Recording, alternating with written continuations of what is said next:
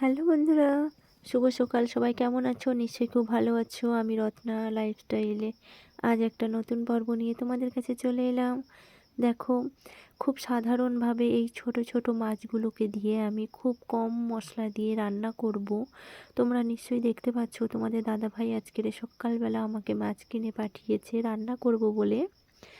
দেখো, এখানে চিংড়ি মাছ আছে, লাল চিংড়ি যাকে বলে, আর ওখানে আমোদে মাছ আছে। আমরা যে মাছ বলি সেই মাছগুলোই রান্না করব। তোমরা কে কী বলো আমাকে একটু কমেন্ট করে বলো। দেখো, আমি রত্না তোমাদের সামনে করছি, কিন্তু আমাকে তো ভিডিও করার কেউ নেই। দেখো, আমি একা একাই ভিডিও করছি, কারণ ছেলে মেয়েগুলো সবাই টিউশনি গেছে, তো ওই জন্য ক্যামেরা ধরার কেউ নেই। দেখো, অনেক আনাজ আছে, কি রান্না করব বুঝতে পারছি না। তোমাদের সামনে আমি আনাজগুলো দেখাচ্ছি। দেখো, এখানে কলা পড়ে আছে, এগুলোকে আমরা ডয়রা কলা বলি।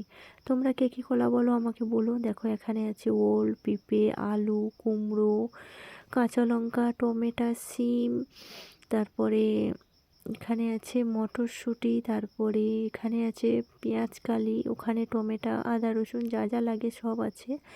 আরও তো বাগানে কত আনাজ আছে। দেখো, আমি ফুলকপি কুটছি আনাজগুলো দিয়ে। কি করব বুঝতে পারছি না। ফুলকপি আলু ভাজা করব আর পেঁয়াজ কালি দিয়ে।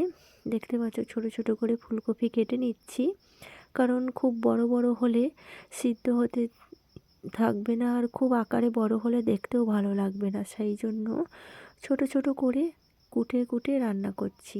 কারণ শীতের ফুলকপি, ওলকপি, বাঁধাকপি, পেঁয়াজকালি, শীতের সবজি খুব ভালো লাগে। টাটকা সবজি আমাদের এখানে গ্রামে টাটকা সবজি কিন্তু পাওয়া যায়। সমস্ত সবজিটা কিন্তু টাটকা, আমরা বাগান থেকে তুলে নিয়ে এসে রান্না করি। দেখো, আজকের সেই মতন ফুলকপি আলু দিয়ে ভাজা করব পেঁয়াজকালি। দেখো, ছোট ছোট করে ফুলকপি কেটে নিচ্ছি, নিশ্চয়ই বুঝতে পারছো। এইভাবে ছোট ছোট করে ফুলকপি কেটে নিয়ে আলু দেব, আর পেঁয়াজকালি আলাদা করে কেটে রাখবো।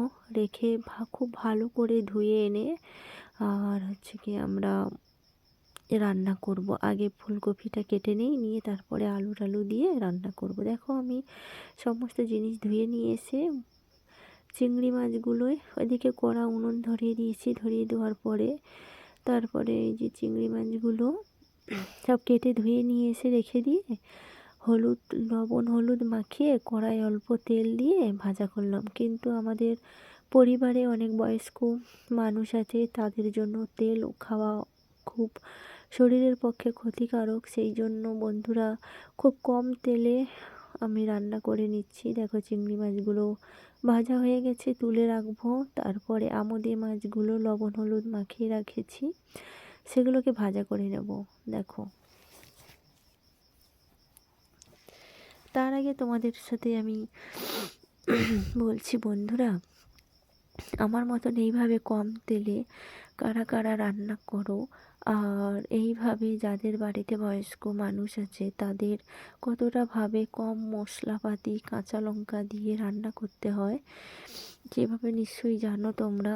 আর এখনকার দিনে শরীরের পক্ষে কম তেল খাওয়াটা খুব উপকারিতা।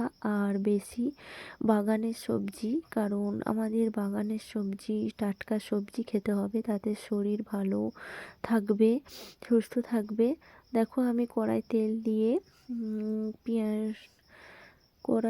দিয়ে আমি মাছটাকে ভালো করে ভাজা করে নিয়েছি।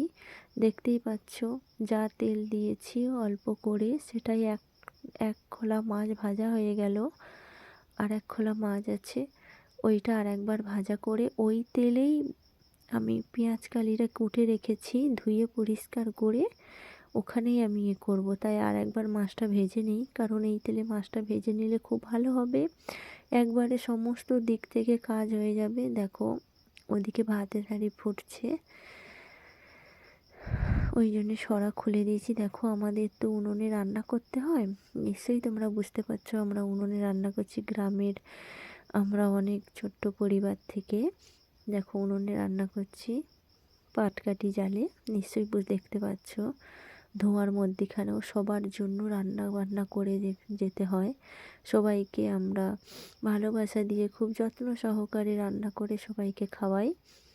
দেখো, অনেক কষ্ট করেই আমরা রান্না বান্না করি, তাও মেয়েরা সবার কাছে ভালো হতে পারে না। সবাই বলে কি কাজ করে বাড়িতে, এমন অনেক রকম অনেক পরিবার আছে। আর ওসব কথা আমি বলতে চাই না। দেখো বন্ধুরা, এই যে এত কষ্ট করে রোদে তাতে পুড়ে এই যে আগুনের ধারে বসে কত ভালোবাসা দিয়ে আমি রান্না করছি তোমাদের জন্য। সবাই চলে এসো আমার ছোট্ট পরিবারে। এসে আমি দেখো ফুলকপি আলু পেঁয়াজকালি দিয়ে ভাজা করছি, আর আমোদি মাছ সরু সরু আলু কেটে ঝাল করব। তোমরা সবাই চলে এসো। দেখো বন্ধুরা, আমি পেঁয়াজকালিটা ভাজা করার জন্য অল্প তেল দিয়ে তার উপরে পেঁয়াজকালিটা ভালো করে নেড়ে চেড়ে ভাজা করে নিলাম, ঢাকা চাপিয়ে চাপিয়ে। দেখো নিশ্চয়ই দেখতে পাচ্ছ শুকনো কড়াই রান্না করছি, কারণ খুব অল্প তেলেই রান্না করছি। পেঁয়াজকালিটা ভাজা হয়ে গেছে খুব সুন্দরভাবে। দেখো এবার আমি ফুলকপি আলু ভাজা করব। একটু তেল না দিলে তো হবে না, একটু তেল দেই।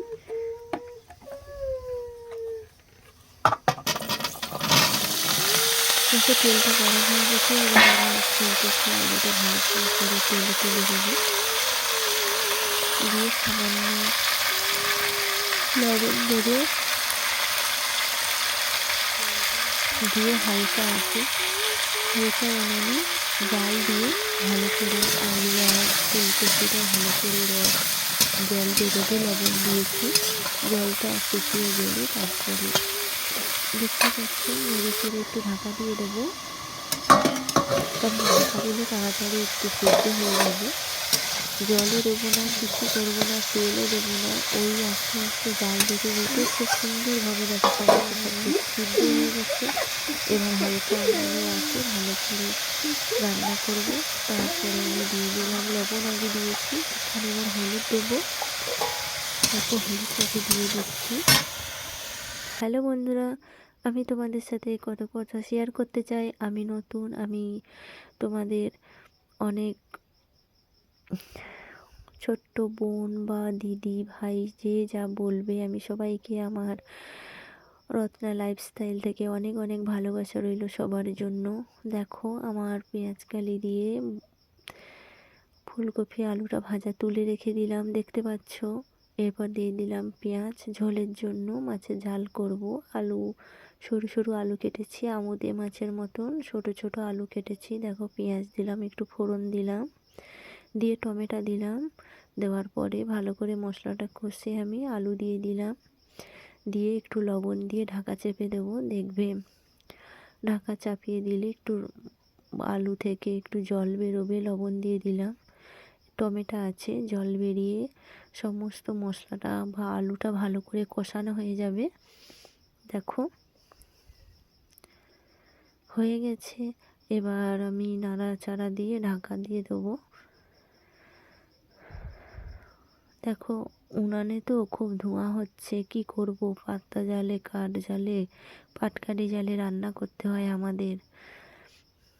দেখো মশলা কষা হয়ে গেছে, আমি একটু আদা দিয়ে কষিয়ে নিয়েছি, তারপরে একটু জল দিয়ে দিলাম, মেপে জল দিচ্ছি, কারণ মশলাটা ভালোভাবে আলু সিদ্ধ হয়ে গেছে, নতুন আলু তো ভালো করে সিদ্ধ হয়ে গেছে, সেই জন্য আমি ভালোভাবে করছি। দেখো ঘরের চাল থেকে রোদ এসে কড়াই পড়ছে, সেইটাকে আড়াল করে আমি তোমাদের দেখাচ্ছি। ওদিকে দেখো আমার ভাত গড়িয়ে দেওয়ার পর আমি গরুর জন্যে জাবনা কেটেছি, কারণ গরু আছে নিশ্চয়ই তোমরা জানো। গরুর জন্যে জাবনা ওধারে কুটিয়েছি। দেখো সেইটা পুরো হয়ে গেছে, উপচে পড়ে যাচ্ছে। দেখো মাছের ঝালটা খুব অল্প জল দিয়ে ভালো করে ঢাকা চেপে আমি রান্না করে নিলাম। এবার দেখো মাছ দিয়ে দিলাম, মটরশুঁটি, ধনেপাতা, তারপরে গুঁড়ো মশলা দেব, জিরে গরম মশলার গুঁড়ো দেবো, দিয়ে নামিয়ে নেব। দেখো তোমরা এবার আমি গুঁড়ো মশলাটা দেব, কারণ একটু মশলা দিলে ভালো লাগে। এবার দিয়ে দেবো গরম মশলা, 1 চিমটি গরম মশলা দিয়ে দেবো, কারণ আমাদের খুব অল্প পরিমাণে মশলা তেল খাওয়া হয় শরীরের দিকে তাকিয়ে, কারণ আমাদের বাড়িতে বয়স্করা আছে, সেই জন্য আমরা খুব নর্মালভাবে খাই। তাতে শরীর ভালো থাকবে, সমস্ত দিক থেকে বজায় থাকবে। দেখো আমার তরকারিটা হয়ে গেছে, আমি নামিয়ে নিলাম। দেখো কত সুন্দরভাবে মাখা মাখা হয়েছে। দেখো তোমাদের সামনে দেখাচ্ছি, মটরশুঁটি ধনে পাতা দিয়ে কত সুন্দর